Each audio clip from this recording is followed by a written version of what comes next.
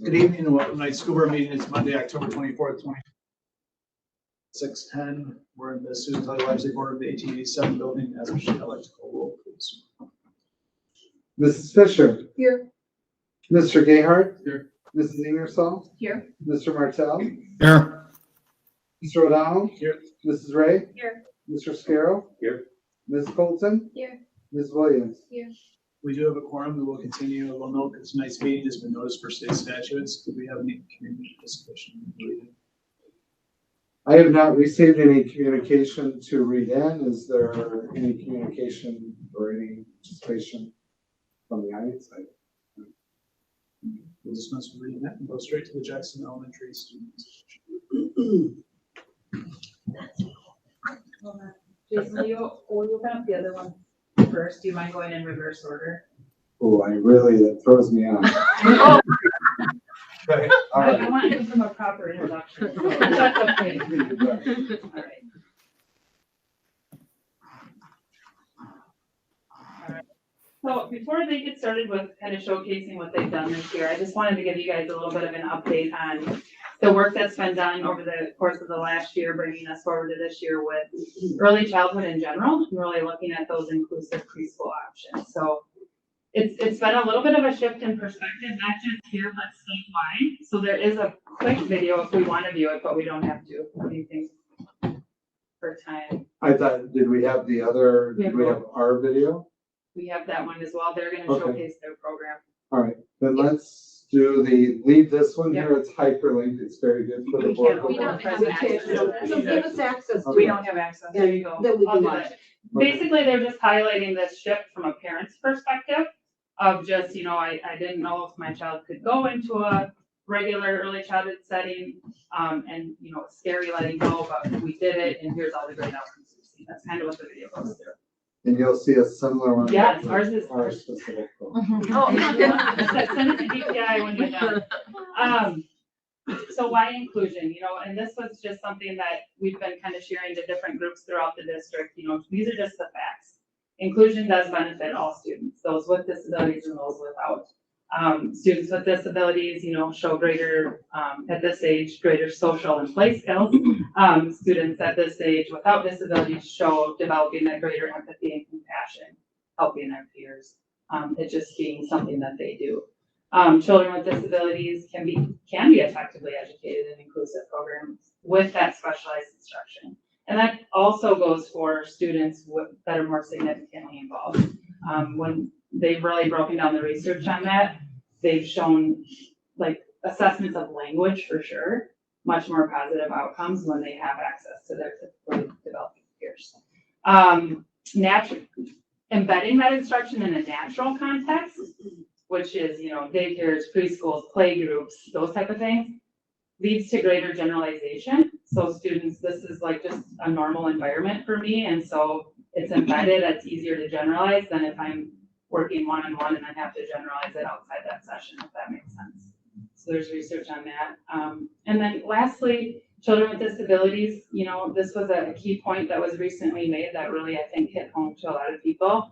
They don't have to be ready to be included. Our programs need to be ready to support all students. So that's been kind of what the focus has been on, is how do we really collaborate around a student and their individualized needs and look at how do we modify this environment to support their engagement in this setting. It's a little bit of a flip. So if you go to the next slide, the evolution of inclusion is something else we've been talking about just across the district. But if you really think about that evolution in time, going from exclusion to inclusion and what that has looked like, I think all of us can probably reflect on in our own education growing up and today, different parts of that continuum that we might fall on. But where we're at right now is like looking at, okay, our beliefs are teaching to diversity. How do we make sure that our structures and our system are set up to allow us to do that? Does that make sense? We're kind of trying to catch that up to our beliefs around that. We go to the next slide. The other, piece of this is, as you're aware, we do have an identification from the state, and part of that is our ed environments for 3 to 5 year olds. So they do want to see that the majority of our students who are ages 3 to 5 are being educated in natural settings with their typically developing peers. And so that's something where we like code the environment that our kids are in, and the state kind of monitors that. So that's another piece that I'm really excited for this year's reporting window, because I think this identification is going to go away. I think that we're going to meet it with flying colors, and it's due to the work of these ladies here that you're going to hear from. But that's really exciting, I think, as a whole. So with that, last year we spent a lot of time working as a team to kind of collaboratively develop a plan that would allow us to have a continuum of options across our district, starting from 3-year-olds going all the way up to the time they get into 5K. And so we did site visits, and we worked and put our heads together and thought about, what do we think is going to work well here? We completed the inclusive classroom profile at all of our 4K sites. And this year we're working to kind of align those universal expectations across those 4K centers and doing some additional PD and coaching with that. These ladies also planned and implemented child find events through the 3-year-old birthday parties. So just trying to, again, really get out there into the community and get kids and reach them a little bit sooner. And then this year, they're actually doing it. They're implementing the Junior Elks Playgroup at Jackson School. They initiated a playgroup at Step Ahead called Sounds Bound, and that's for speech and language. They've solidified weekly collaborative planning at every 4K site, again, with the focus on that inclusive environment and that inclusion setting. So our hope would be, at some point later in the spring to maybe bring in one of the 4K teams, or maybe a person from each 4K center, and have them kind of talk about what that work has looked like this year and kind of where they are at the end of the year. Kind of want to check in on the spring with that, and hopefully bring a team up to you as well. But tonight, these ladies are going to share with you more specifics about the success of the Junior Elks Playgroup, and I'm going to let Tammy introduce her team. If you want to switch to that last slide there. So. All right. Well, thanks for having us. Obviously, as I'm a mom of a special needs child who's now 20. And when we first moved to Elkhorn, he had to be segregated and sent to Lakeland. We didn't even have an early childhood program in the Elkhorn schools. And then Jill Kitzmiller came from the county, and we had our first early childhood program at Jackson that was for all the 3 elementaries. And now we're to playgroup. It's just amazing on the changes we've gone through and our mindsets that have changed. It's been truly amazing. And if you ever come down in the hallways when they're coming in from the vestibule and excited to go to their lockers and see what they're going to do today, there's some great things happening. So I would invite you to come down and see. So we have Tia Handel, one of our speech pathologists, Allison Person next to her, one of our speech pathologists, Jill Bestel, our occupational therapist, Megan Brettel, our physical therapist, and then Jill Kitzmiller is the early childhood teacher. And then on the team is also Kate Irwin, our school psychologist, and Jill Flash, our teaching assistant. So let's let the ladies share what's been going on at Jackson. Okay, whatever works best. Yeah.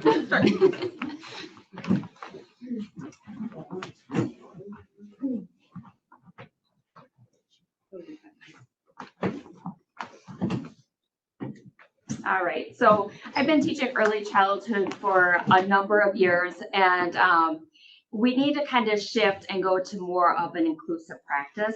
What it used to be was early childhood used to be 4 days a week, 2.5 hours a day of all kids with just IEPs. So there was like no typical peers in this program. And we always were like, if they don't have those models in the classroom, how are they going to pick up on the language? So this is something that we've been talking about for years and years and years. Like, how can we make this more of an inclusive program for our 3-year-olds? We started probably about 5 years ago. We started doing a little bit more of the inclusive practices with our 4-year-olds because we had the 4Ks. So that was easy to do. But we still had the 3-year-olds that would come to Jackson, and they were typically just the kids with the IEPs. So when Emily came on board, she's like, how about a play group? Because we just threw around different ideas, like what can we do? And we need to move forward. in this with this more inclusive practices. So she said, what about a play group? So we did. We went and toured a couple different places and we looked at different play groups. So we decided we were going to try it this year. So basically what our play group consists of is 50% of the kids have IEPs and then 50% of the kids are typical developing peers. We run 3 different sections. 2 of the sections are younger 3-year-olds and it's 2 days a week, which for 2 hours. And then we have our older 3-year-olds come 3 days a week for 2 hours. We capped it at 10 kids per section. We do, as far as getting our peer models, we do a lottery system in the spring. So we did advertisement on Facebook and then we did a lottery system in the spring. We'll do that again this spring. The only requirement for our typical 3-year-olds is they have to be potty trained. But otherwise, we take everybody. And this year we had a waiting list. So that was great, that we had a bunch of kids that, a lot of families that wanted to participate in this. I wasn't really sure. Tia reassured me that there are a lot of kids out there that we would find those typical. Oh, they're not all from Elkhorn. Right. Some are from the surrounding areas. Yeah. We gave preference to Elkhorn families, and then as this opened up, we gave those other opportunities for the families to apply. And I think we'll probably open it up again this year and just see what kind of turnout we get this year. But again, we'll give the preference to the Elkhorn families. And then if there's other families from different districts that want to join, they can also join us. So that's kind of what our programming looks like. I'll let you guys jump in a little bit and just talk about the benefits that we're seeing with the inclusive programming.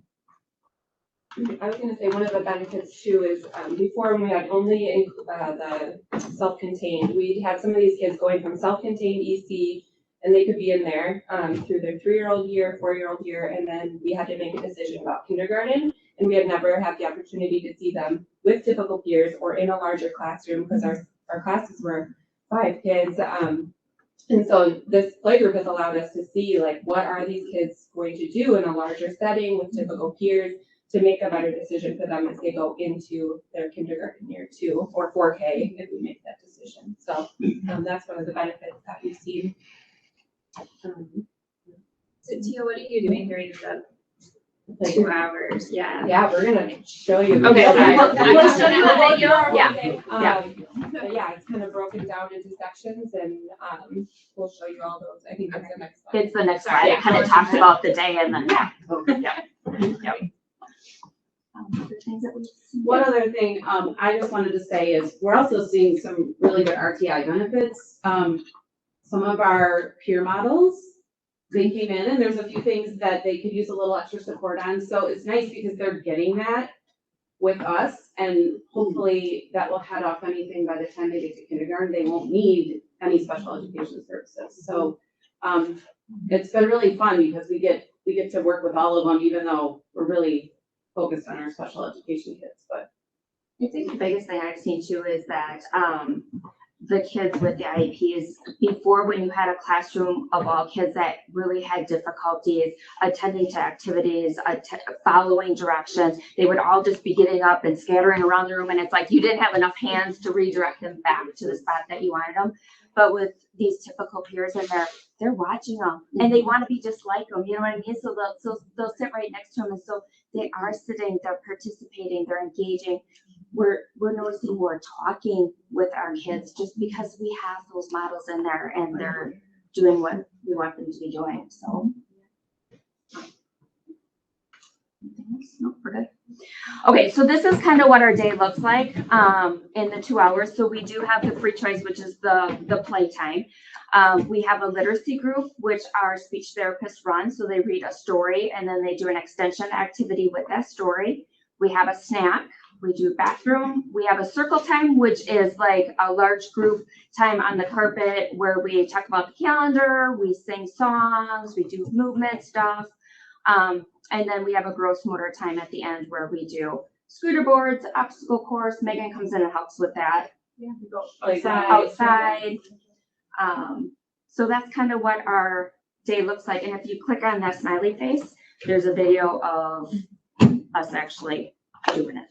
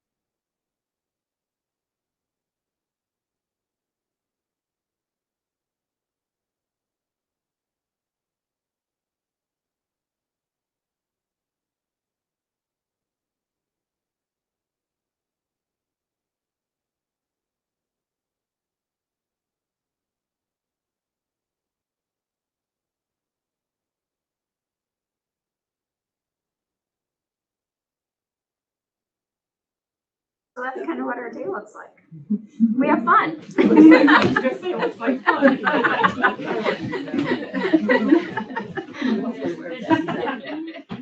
And then obviously we've seen huge benefits just with inclusion, but play and why it's essential, it's research based. So a really interesting quote and really profound quote says that scientists have determined that it takes approximately 400 repetitions to create a new brain synapse, but in play it only takes between 10 and 20. So research also shows there's cognitive benefits. We know it improves curiosity and that facilitates learning and memory. Almost more importantly, it improves executive function, language, early math, and peer relations. But we also know there's lots of health benefits. It's been shown to decrease stress, fatigue, and depression, and increase range of motion, agility, balance, and flexibility.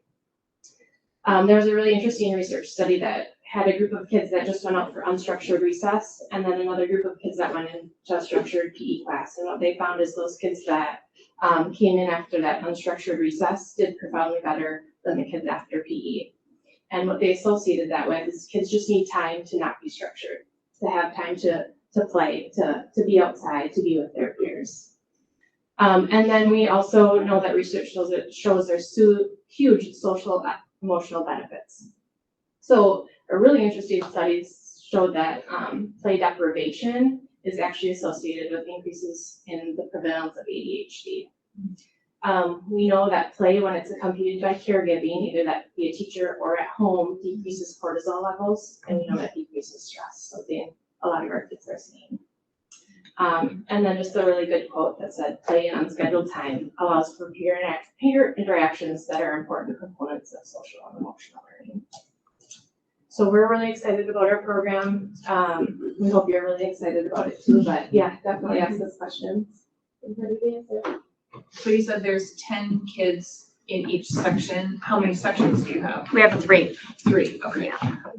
Well, looking at the video or the slides, you really aren't going, oh, that one's special needs, this one has it, you know, that's what was nice about it. It just looks like a group of kids. Some are excited, some are just all over the place, and, you know, it was, I like that. It doesn't look special. So there's 15, just doing the math, special needs kids, all Elkhorn residents. Yes. Unless have any school choice. Unless they open up. Unless they open enroll all the time. Oh, yeah, we do have one. One. Can they open enroll for this? Yes. They have. Yes. And then we are servicing a 3-year-old at the Montessori school as well. So like if we already have a 3-year-old that has an IEP and they're like, they go to daycare, we also go out to that daycare and provide services there instead of bringing them to us. So we have one 3-year-old at the Montessori school right now. Are they Options. considered Or as options. part of our student count? Just one. How are you finding them at 3 years old, having an IEP? Like, I didn't even. A lot of them come from birth to 3. Okay. Or just pediatricians. And then our child find, our 3-year-old birthday party that we're having, we find kids that way as well. So when you say like IEP, speech and language would qualify. So as that for So an there is a IEP, or mix they- of those. There's a mix. There are a couple. So like our afternoon class has 3 speech only kids and then 2 kids who get more than one therapy or service. So, and then the morning, I think most of them are all speech and language and other services. When we say EC, they have more than one Yeah. area that there's a disability. I'm sure. Or a need. Wow. I paid a lot of money to take my kid out of district at 3 years old. So this, Yeah. this would have been really nice. I know, same. Yeah. And last year, she had a unique year where most of the students were nonverbal and they had nobody to talk to or mimic.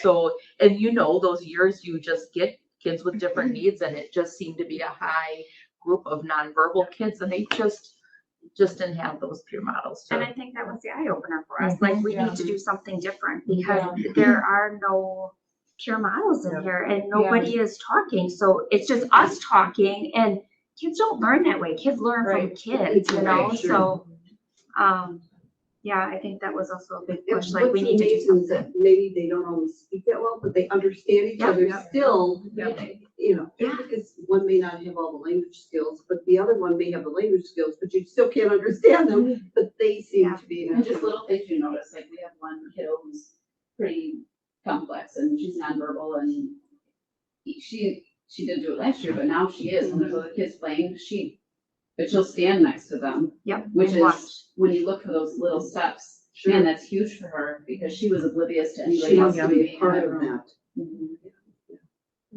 That's cool. I'm glad you shared this with us. I really didn't realize. Yeah, that. I had no idea. Too bad we can't expand it. I know. Well, I know. It all comes down to that just need budget. another building. That'll be early childhood 2.0. Yeah. the next time. Yeah, what do you mean by expand? I don't. Allowing more students. to come. Oh, you mean like Yeah. not have it at 10, Not have it like. Correct. 15 Well, even per if we had class. 10, but have more sections. sections. Yeah. And we actually might have to do that next year, depending on the number of students that we have. We might have to do, more disabled too. And we have 3-year-olds I get it. coming I in understand. throughout the year. I have a question, if you don't mind. Do you know, do they have similar programs at like Tibbetts and Westside? Or is this This a- is a It's dis- here. this is a district program though. There's Right, 'cause students they in can that totally- program all Oh. go to Tibbetts and Yes, Westside. it's a magnet. program.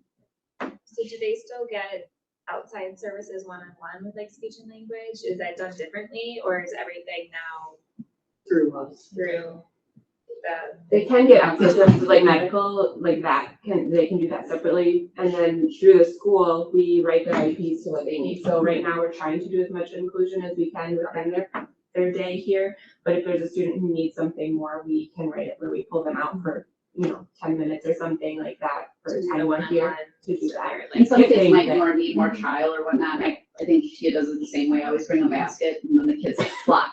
Sometimes the ones that you really need and sometimes the ones that you don't. But they flock what's in your basket. And so I might have one or two that I really need to see, and there might be another, typically developing student or enough, might have a group of 4 that we're playing a game, but I'm still hitting their IEP goals for the ones that I need to have. But they don't know any different. And honestly, kids want to learn from other kids. Like when we're teaching strength and jumping, they don't want to see me jumping. Nope. They want to see their friend do it, and then they want to do it. And I think that's one of the biggest impacts I've seen physical therapy wise is, wow, we're really getting a lot of buy-in from kids that might not want to do some of these things, but they see their friend do it, and then they want to, and that's super cool. Right. Do we have anyone that it's an issue because of transportation that they would like to participate, but they can't because they don't have the transportation to the program? We provide transportation to early childhood for the students with special needs. Oh, okay. Mhm. But so the others, they know that they have to provide their own The transportation. parents Okay, have to good. provide transportation. Okay, that's good to know. Thank you. Any other questions? Always good to see them having fun. And I remember when my kids were little, my son, if he couldn't just go out and play, just literally play, ate breakfast and ran. I don't know what would have become of him.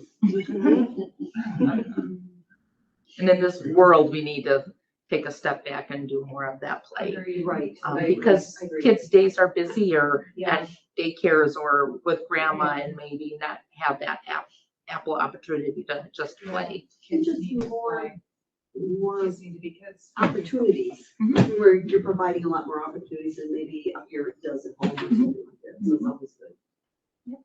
Well, thank you very much. Thank you. Thank you. Good work.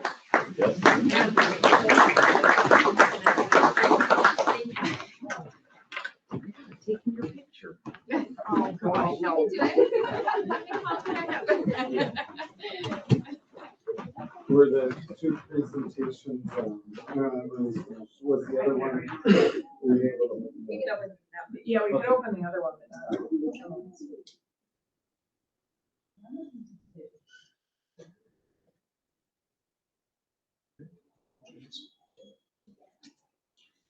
The health insurance discussion isn't nearly as exciting as. You don't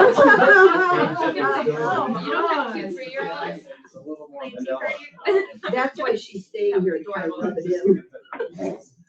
Anyway, just to give you some background, I think you're all aware, we have an employee insurance advisory committee that actually was formed back in 2012, and their role, which represents different staff members across our district. We have 2 board members, Mr. Scarrow and Mr. Martell's also on the committee, and they're to provide really feedback and some direction and recommendations relative to our health insurance program. So that's kind of their purpose. We had actually at a board meeting back probably in the spring of 2021, a recommendation to go with Humana as our health insurance carrier. That was a change from WA to Humana.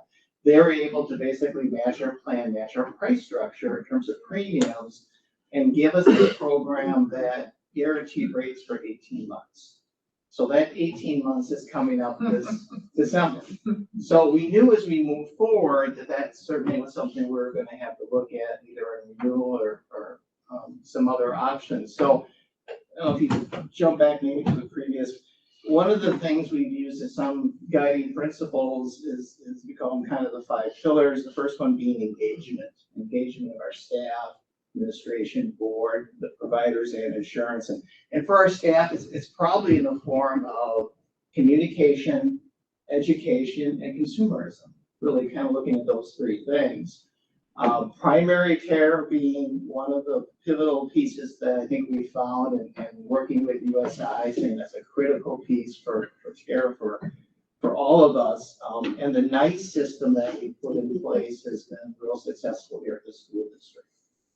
It's a virtual service, but also can be service at the home and a service at work. And It started slow, but it certainly has been growing. I think I saw some statistics that on average, their clientele is about a 13% participation rate, ours is 23%.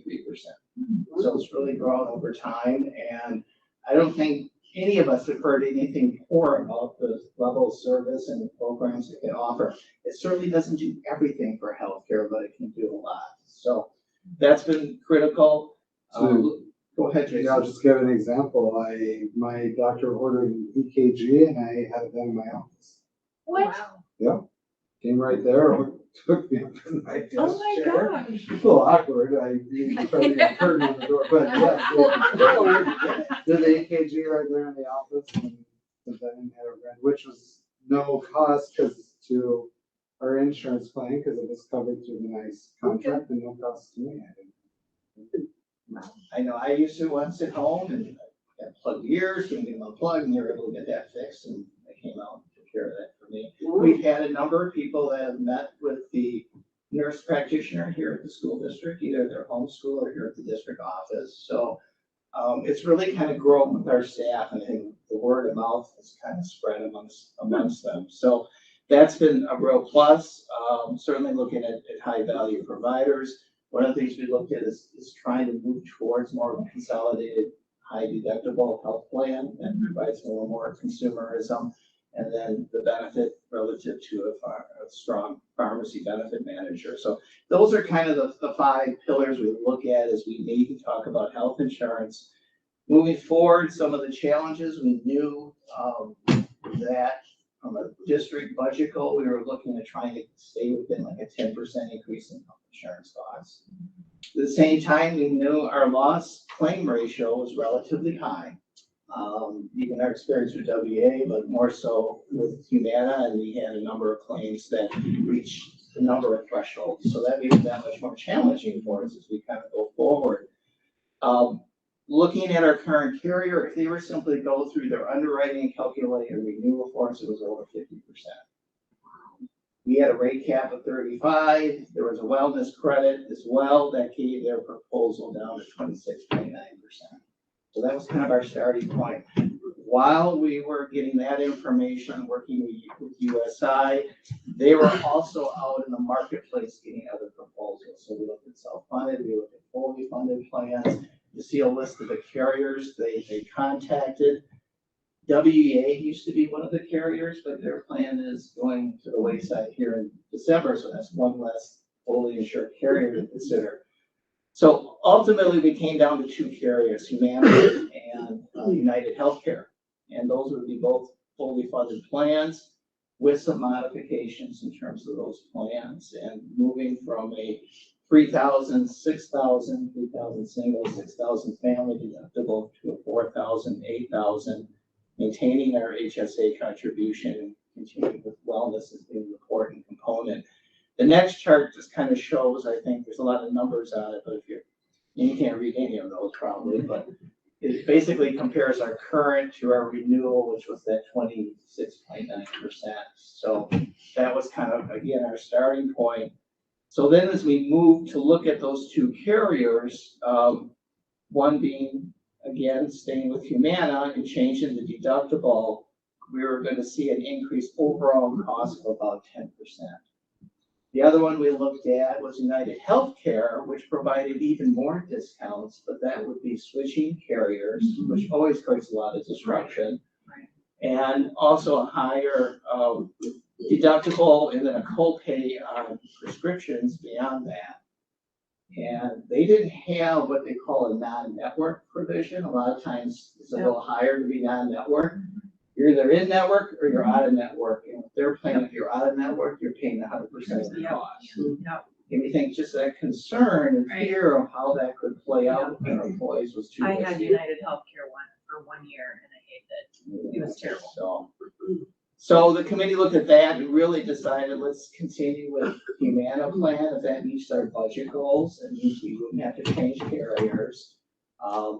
We continue with the HSA contributions as they are, and then that would also involve, again, increasing the deductibles. And then the premium increase would be about 10% for both the district and the employees.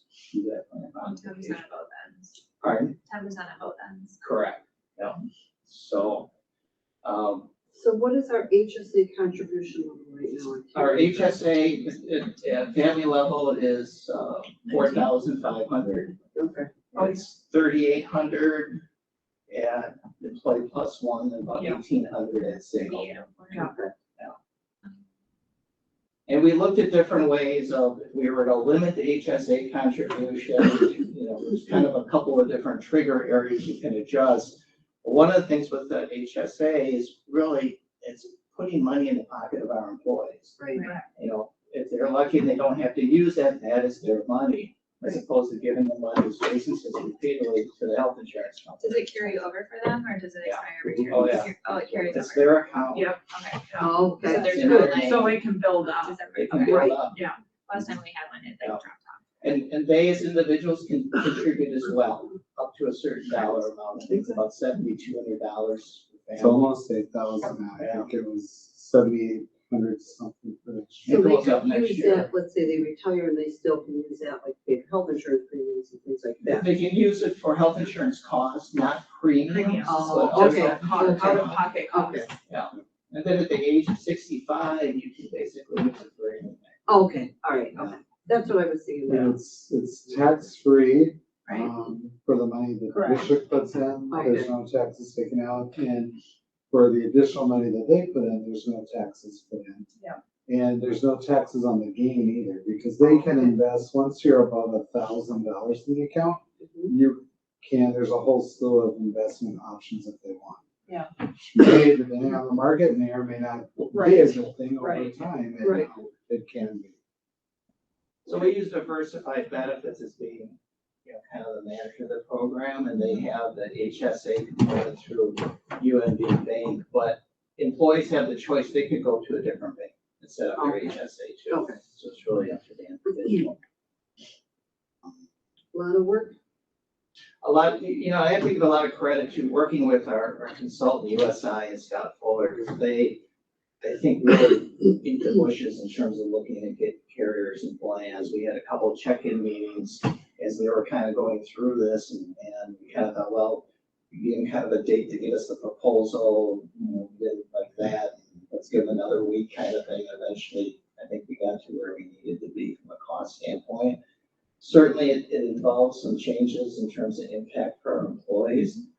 The one thing probably no one remembers, though, this is the first change in premiums and costs in 30 months for our employees. Wow. 2.5 What'd you years. say? What'd you 30 say? months. It's the first time we'll be changing premiums Oh, or plan okay. design in 30 But most- months. Private businesses. Right. Have been through it. Yeah. We were able to lock in a really good deal with Humana. And at the time, USI said they're buying your business. Yeah. Right. And that will Eventually, likely catch up to you Right, yeah, because your yeah. utilization rate everyone said that. didn't match Yep. what they're pricing. Yeah. And our utilization, it actually got worse. Well, But that's outside of it's like a gamble. There's nothing you your can control, yeah. Right. And we changed health insurance carriers probably about every 2 years. Right. Since Yeah, 2012, it is. maybe 2.5 years. So it didn't seem to make sense to go with that other carrier. We can continue and still meet the budget goals and not have that disruption for our employees in terms of carriers. We looked close at, well, to get to that 10% increase cost kind of cap that we had budgeted for, do we reduce that HSA by the dollar amount? Because, and what does that do to the costing? There was far greater gains in the savings by increasing the deductible. And then the other component to that is we have a very high HSA contribution from an industry standard Right. point. I you think do. the That's average was why, 1,500. They're like in the top 5. Yeah, like in the top 5.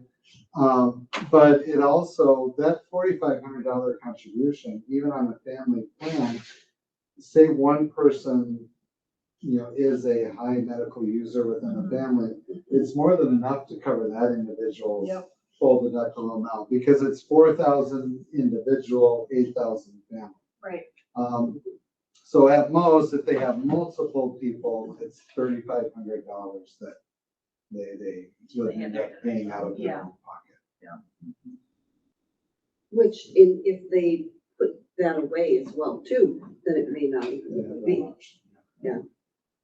And then if they don't, and they're healthy, or you have years, and I don't know, in most people's lives, unless you have a chronic illness, you'll have years where things go along great and you don't have to tap into it.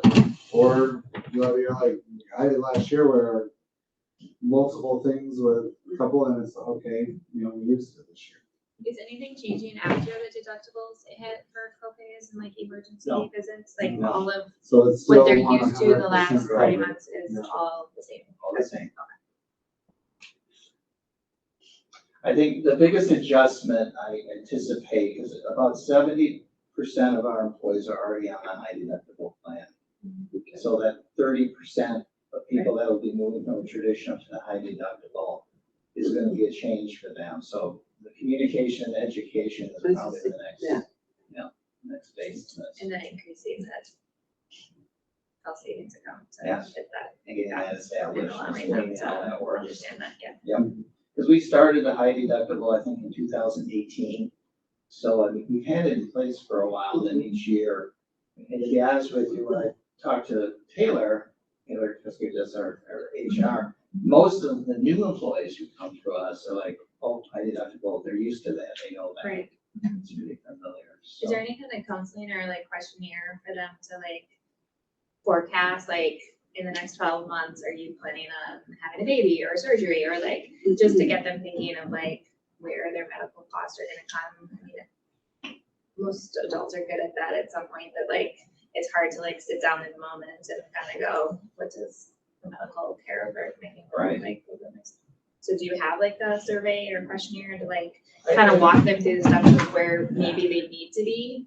I don't know if we have a survey per se, but I think it's, again, it's probably part of that engagement and getting people to begin to think and plan and those kind of things, which it seems to be ongoing.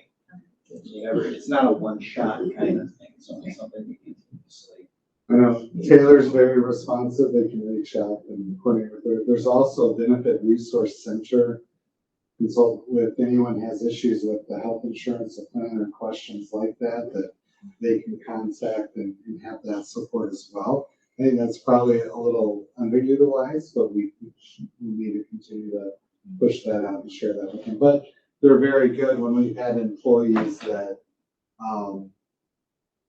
had issues or concerns or something initially denied by the insurance. USI's benefit resource center is quite fantastic. And that was the feedback. The customer service from Humana was phenomenal. Good, that's a big deal. Paul or Ed, is there anything else that Phil?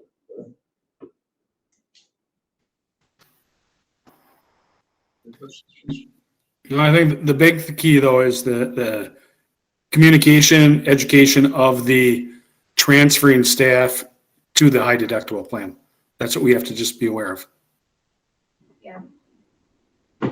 Ultimately, we were headed for one plan from, I was on the insurance committee back in 2012 up until maybe 2 years ago. But ultimately, we were always headed for one plan because the insurance companies never liked breaking it out by multiple plans. It was always kind of a problem.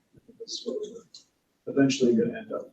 And for years, even the insurance consultants, so we looked at numerous scenarios, we could never find a scenario where it benefited the employee to be on the premium plan or that traditional plan from a cost standpoint. Because they pay extra towards the premium for it. And yeah, we couldn't find a scenario where it made more sense in the pocketbook for them to be on it.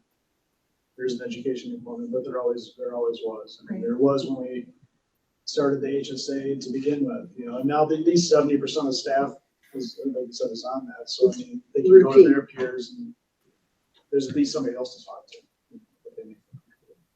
Yeah. All right, any other questions? for a motion to approve this. I'll move to approve the recommendation of the Employee Insurance Advisory Committee for the Employee Health Insurance Program effective January 2023 as presented. Is there a second? I'll second.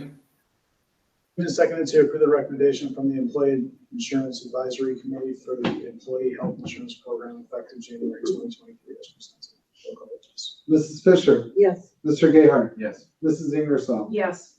Mr. Martell, Yes. Yes. Mrs. Ray, Yes. Mr. Scarrow, Yes. Ms. Colton, Yes. Ms. Williams. Yes. Can I just add that this, it's related to this, there's some kind of a Department of Health, it's a limited grant, and I don't know if it's state or federal, but it sounds like they're gonna be the ones distributing it. And it's things like, you do an MOU, like hiring school nurses, supporting, staff wellness. They said it's limited, like gym and yoga memberships and things like that. So they said $1.3 million, so you might wanna check into it and see what, if there's something we can use out. I think we got something on We're that. on. And I think, okay, I think they said like maybe LPNs or something like that, so, It's a one-time. if I remember Right, correctly. RNs and LPNs, yeah, so it's something, check it out. Adoption of the budget that we've been looking for. And then we'll start over and start looking at that. So this evening, the board's being asked to consider the formal adoption of the 2022-23 budget. The last meeting, we talked a little bit about some of the budget components, and at that time, we didn't have our final state equalization aid, which we got, I think, on Friday. After the last board meeting, I just highlighted a few things that changed, basically, and if you can scroll through some of this fairly quickly. I think I put in student enrollment changes. We talked about this at the last board meeting. The concept of using not all of our ESSER monies this year, but using half of that ESSER 3 funds. And then the transfer of service is a little higher than what we had originally budgeted. That's a little bit of a change. The staffing recommendations on page 2 or 3 here, I think, are the same as what we talked about actually back in June. And the other changes, transportation, based on the revised contract with Durham Bus Services. The proposed levy would be going up 6.9% or $1.4 million, which include the reduction in state aid. I think I had a number estimate of 656,000 was 624, basically where we ended up in terms of a reduction. The transfer service, the voucher school revenue cap adjustment, because we have a school in our district that's eligible for vouchers, there's a state aid deduction as part of that process. So, and there's a few more kids that must have qualified. You get a notice of the amount from the state, and that's our notice on the 15th of October. Also looking at putting some additional amount in Fund 39 for debt service defeasance. And the reason for that is that's going to allow us the opportunity to either refinance or pay off some of our debt early. More likely paid off than refinance, simply because the interest rates are so good. Yeah. They're not that good today. Right, So right. we'll have some opportunity with that. Proposed valuation went up, we talked about that, so, over 11%, which reduces the equalized value. Although the levy, under this proposal will go up by 6.9%, what probably most people don't remember is last year it went down 1.6%. Yep. So over a 2-year period, it's about 5% over 2 years, the increase. The next page is that forecast kind of model, but I wanted to kind of share with you on that page, if you can jump back, Jason, you'll see where that yellow line, kind of that hard line there, and to the left of that is really the proposed budget, and then farther to the left is last year's budget. But what I started to work on is what the next 2-year budget may look like. And I simply plopped in Governor Evers' proposal, because it's the only proposal we have right now. Right. Just to show what that would look like. And it does increase the per pupil by $350. the first year of the biennium, and then $650 the second year of the biennium. Also includes a per pupil aid by $24 and then $45, and increases special education reimbursement. I think the proposal was up to 45% the first year of the biennium, and then 60% the second year.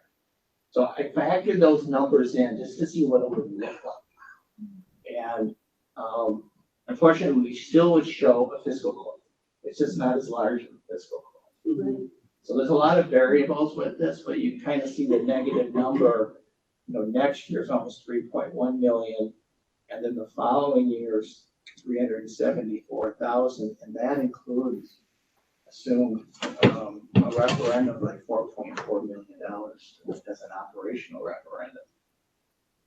So those are some of the numbers you start to look at. Of course, as you project this stuff out, it becomes probably less and less reliable. Right now, I think the School Board Association said there's 92 school districts that are going to referendum for operation. Right, I know, there are a lot. In the fall, right now.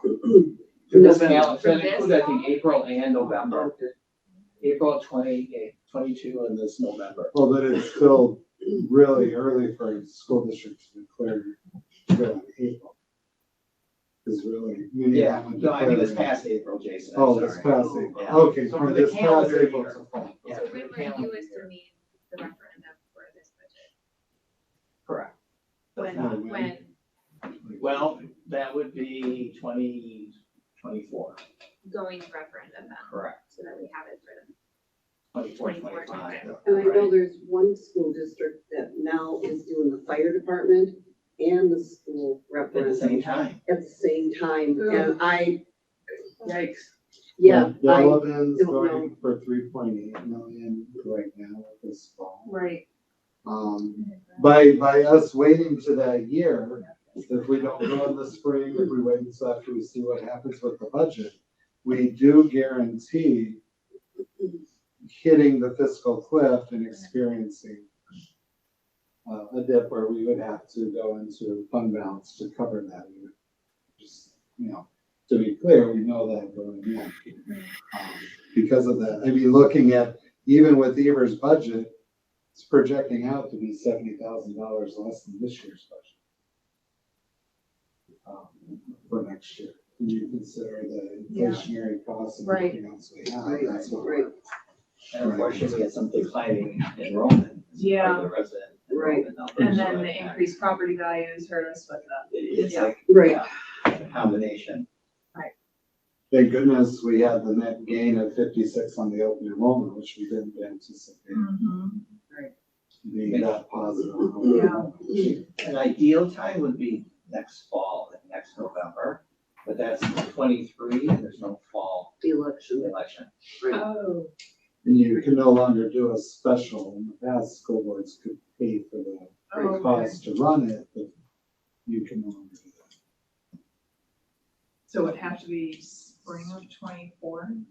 It could be as early as spring of 23. Oh, okay. I'm not Or recommending, but it could be Oh, because okay. Right. there's just always a spring election. Right. Right. There's only every other year is the fall. Or spring of 24. Or spring of Next 24. opportunity.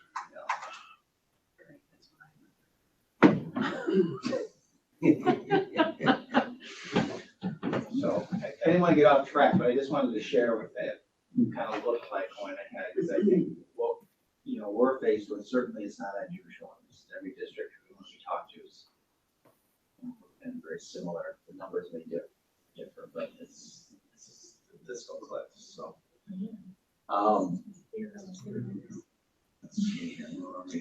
Sorry. And those last page is always interesting.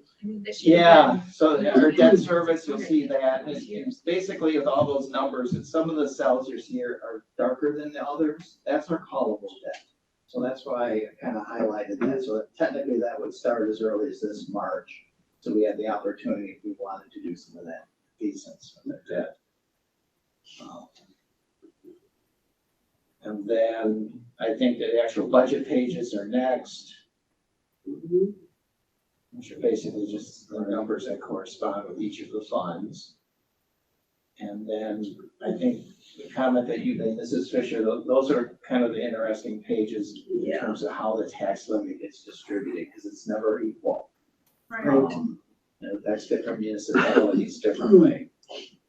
So that's why I tend to probably share more about what the levy change is as opposed to the mill rate, because even though the mill rate's going down, I certainly wouldn't want to tell anyone that the No. taxes are going down. No. I don't think that's what happens. I think the mill rate has generally decreased since 2012. I mean, there are probably a couple of years where it went up a little bit, but if you look at the trend, it's Yeah. been Right. down. Yeah, it hasn't been too bad because the values went up and there was a lot of building going on. Right. So Real it growth. the new growth Yes. really distributed into that. Right. So that's what the levy sheet looks like, and again, the tax impact, of course, says it's going down by 4.3% because of the increase in valuations, but that's just the rate. If everyone's value goes up 11%, it doesn't mean they're gonna be paying less in taxes. But I think the last page, that distribution, is on a percentage basis. And usually those municipalities that are close to the average, I think would see a pretty equal distribution of that 6.9%. But if their valuations are going up much higher than everyone else's, it probably is a shift of tax dollars to those municipalities. The question is, are they having some other growth and maybe they'll absorb that? And that's in detail, it's hard Like, to. we have some groups that homes are just selling way beyond assessed values. And there's actually multiple offers way beyond even what they're asking for. So that's really pushed a lot of this up. And I think the county overall was like 14% of gross. Ours wasn't quite as much.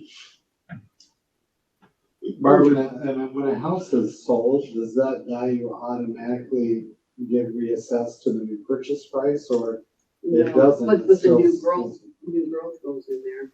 But it depends on when your reval year is. Right. How that pops up in there. So if it was the next year they bought it, I mean, they could see, like, 2 years down the road, they could see an extreme increase because of that new valuation, and that they get sticker shock because they don't understand how it works. The timing doesn't correspond. Right, right. So sometimes we had to do a lot of explaining. Like Liz used to say, explaining. Other questions?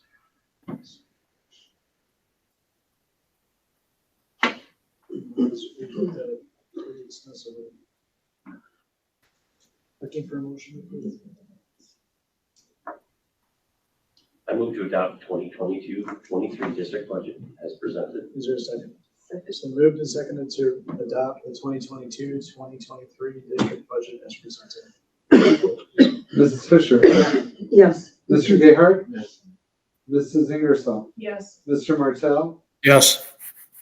Mrs. Ray? Yes. Mr. Scarrow? Yes. Ms. Colton? Yes. Ms. Williams? Yes. Motion carried.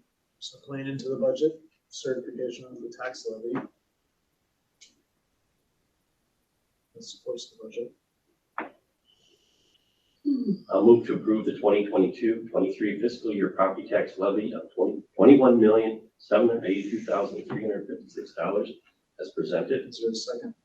Second. It's been moved and seconded to approve the 2022-2023 fiscal year property tax levy of $21,782,356 as presented. Mrs. Fisher? Yes. Mr. Gayheart? Yes. Mrs. Ingersoll? Yes. Mr. Martell? Yes.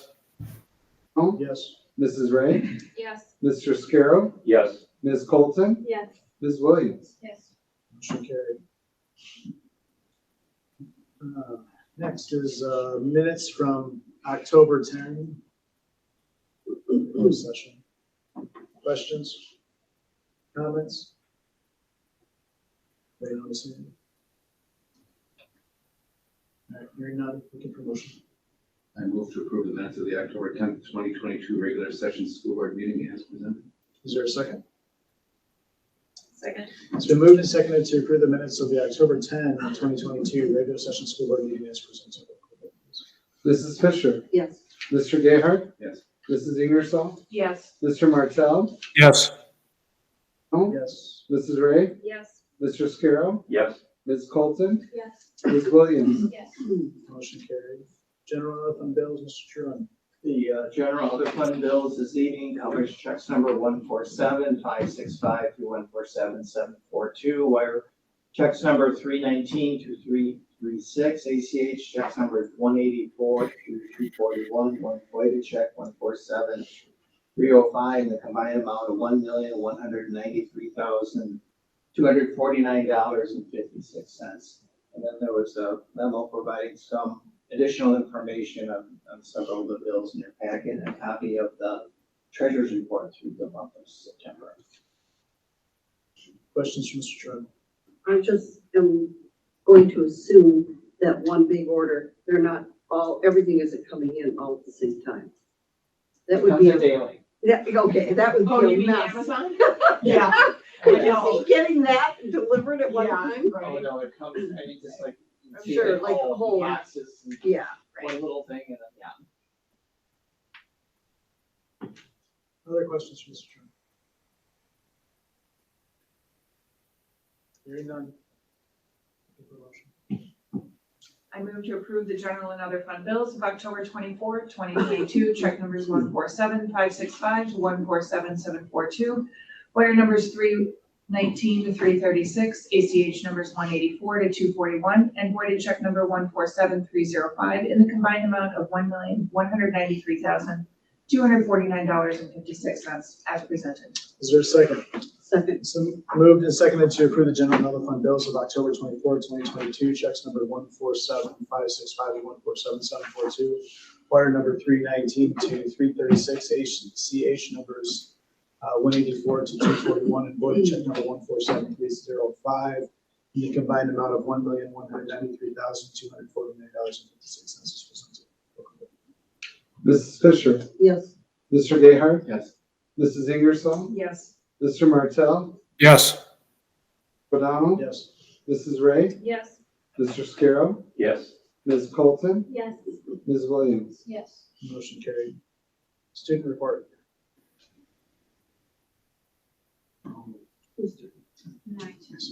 Let's see, did you, email me the student report? It should be, it's normally the same template, we just switch out pictures. Okay, let me pull it, sorry about that.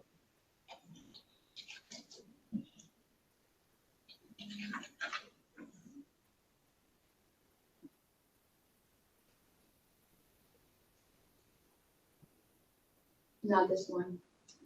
I was just gonna ask you, it doesn't look the same as what I see on your screen. We have it under like school board. Do you want me to share with you and could? Let me see if I can pull it up here.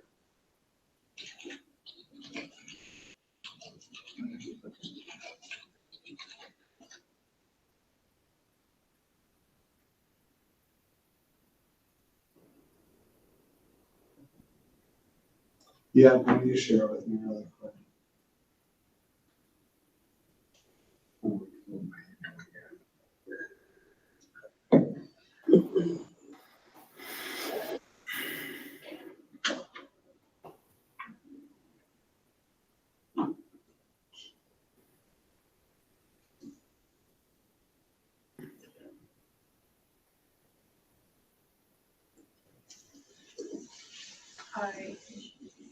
So you have a title, school board, Yes, student report, or it's just? just school board and then the week. Is this it? Yep. No wonder. Chicken dinner. Where we go?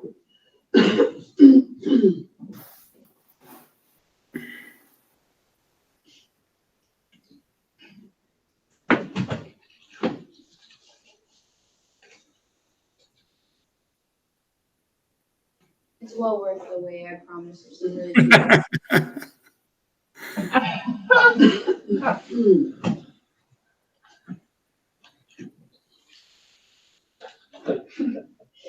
Pressure's on. There you go. Yes. All right.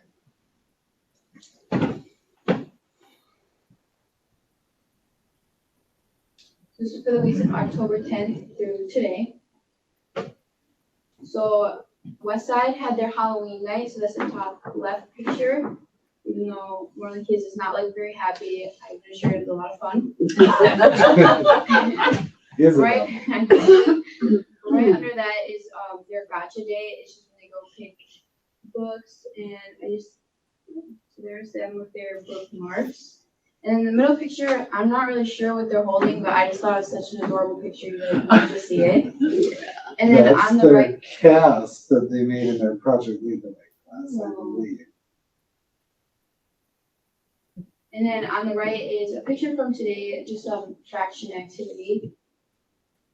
And for Tibbetts, the two pictures on the left was like their field trip that they take where they go tour around like the city square. And then to the right of that was the students who were using virtual reality, and they were climbing Jack's giant beanstalk. So that's what they were doing there. And then right under that is just a picture from partner reading. And then for Jackson, these pictures I just thought were adorable at lunchtime. And then some more fire safety pictures to the right of that. And they had their Halloween family fun night, which is crazy. I remember going to those. They were lots of fun. And then for the middle school on the left, they the sixth graders are making their orthopedics bill like for their cast. So that's them doing that. And then to the right of that, they had a field trip to Camp Timberley, and I'm pretty sure there was like zip lining, and then the bottom pictures were just a bunch of animals that they interact with. I think one girl has a snake around her neck. Oh, thank you. And just to jump in, my brother went on that trip and he said it was tons of fun. So I know they've been doing it since at least, yeah, but it's a good trip. Forever. Yeah, the kids really enjoy that. They have a great science center. And then to the very right is the eighth graders went on a visit to UW Whitewater, so there's some pictures of that. And then our high school, we just want to give a shout out to Parker Christensen for winning state. I think that's a huge accomplishment. And then, of course, our boys soccer team won regional champs for, I believe, the 6th year in a row. So they will be going to play against Oregon on Thursday. Yes. And then on the bottom is our Avid field trip. They toured 4 colleges, UW Platteville, UW Madison Tech, and then finished off with UW Whitewater. So there's some pictures of that. And then for options, these are all pictures that I found on Facebook. It was mostly a shout out to all of the volunteers that come and help and work with the kids. So there are pictures of them working with them. And then CCA likes to make it really hard on me to find pictures. I really have to dig. So here are some pictures I've been working on while at home, thankfully. And then some other more recent pictures.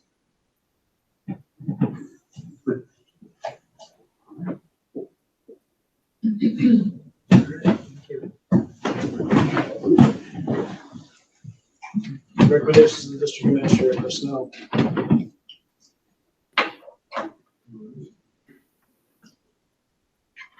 Here's our personnel sheet. We want to thank Kirk Funk, Jennifer Steffen, and Isaac Taylor for serving in their positions as a head custodian, special education teaching assistant, and a assistant coach at the middle school for wrestling, respectively. And then we have a number of appointments. Chad Starkey is a head custodian at Jackson. Ella Greeley is a special education teaching assistant out at Tibbetts. I saw her, she's one of our former youth build students. I was just sad to be joining the team there. That's awesome. John Watson is a middle school wrestling assistant coach, and Jake Stilling to serve as our head coach at the high school, replacing Kenny Reynolds. Jake's a former student. Yes. Questions for the superintendent? Hearing none, you can put a motion. I'll move to approve the personal recommendation sheet for October 24th, 2022, including new employment contracts, conditioned upon passing the background check, district mandated drug screen as presented. Is there a second? Second. It's been moved and seconded to approve the personal recommendation sheet for October 24, 2022, including new employment contracts, conditioned upon passing the background check and the district mandated drug screening as presented. Roll call, please. Mrs. Fisher? Yes. Mr. Gayheart? Yes. Mrs. Ingersoll? Yes. Mr. Martell? Yes. O'Donnell? Yes. Mrs. Ray? Yes. Mr. Scarrow? Yes. Ms. Colton? Yes. Ms. Williams? Yes. Motion carried. School gifts. We have one gift to present this evening. The Nicholas Sergi Foundation has donated 200 shirts for students who are participating in the Great Day of Giving, which is a community service day on October 29th, and that donation is valued at $3,000. Thank you, then. Looking for a motion to approve. I move to accept the generous gift as presented. Is there a second? Second. So moved and seconded to approve the generous gift of the Nicholas Sergi Foundation as presented. Roll call, please. Mrs. Fisher? Yes. Mr. Gayheart? Yes. Mrs. Ingersoll? Yes. Mr. Martell? Yes. Mr. O'Donnell? Yes. Mrs. Ray? Yes. Mr. Scarrow? Yes. Ms. Colton? Yes. Ms. Williams? Yes. Motion carried. Announcements? Couple announcements. We want to know if Monday, October 31st at noon would work to reschedule the policy committee meeting, which got tabled or canceled today. I don't think I can make it. Okay. We can look at how about the following week.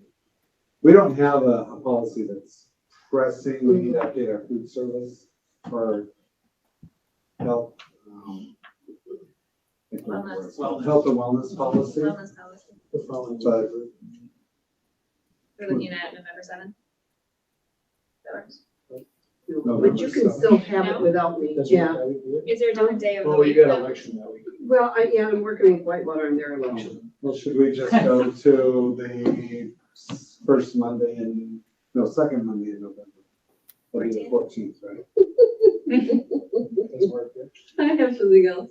All right, well then Barb really doesn't want to be a part of the health and Yes. wellness. I'm setting up other things All right. Do we too. want to just do October 31st then, or do we Yeah, want you to can, go you November guys can 7th? do that, that's fine. I can read over the stuff, and if I have an opinion, I'll pass it October along. 31st, Okay. okay. We'll do October 31st at noon, If my schedule changes, I'll keep you. okay? And then I will put on for the next agenda, this,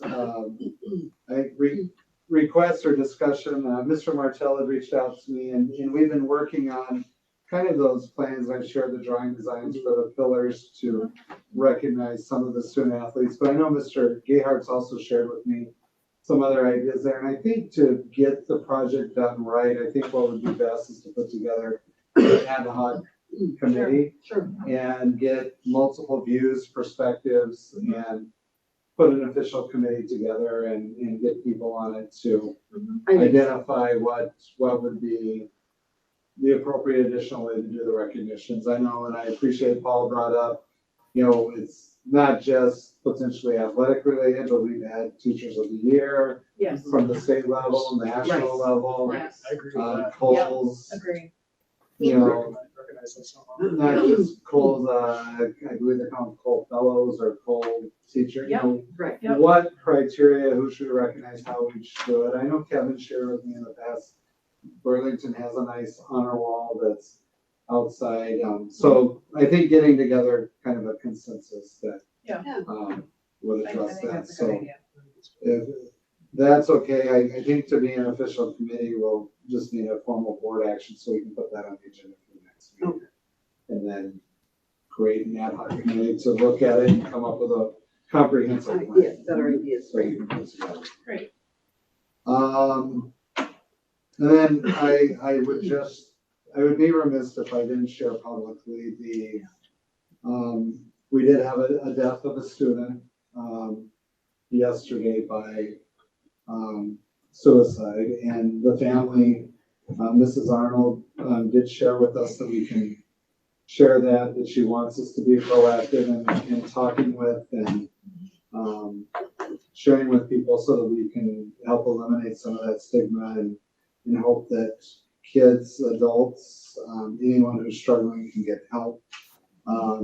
The staff did amazing today. We had an outpouring of support from counselors from the entire region that were a big help. Yeah. So our thoughts and prayers are with Mrs. Arnold and their family and for their loss. And students. That's all I have. Looking for a motion to adjourn. So moved. So moved and second to adjourn. Mrs. Fisher, Yes. Mr. Gayheart, Yes. Mrs. Ingersoll, Yes. Mr. Martell, Yes. O'Donnell, Mrs. Ray, Yes. Mr. Scarrow, Yes. Ms. Colton, Yes. Ms. Williams. Yes.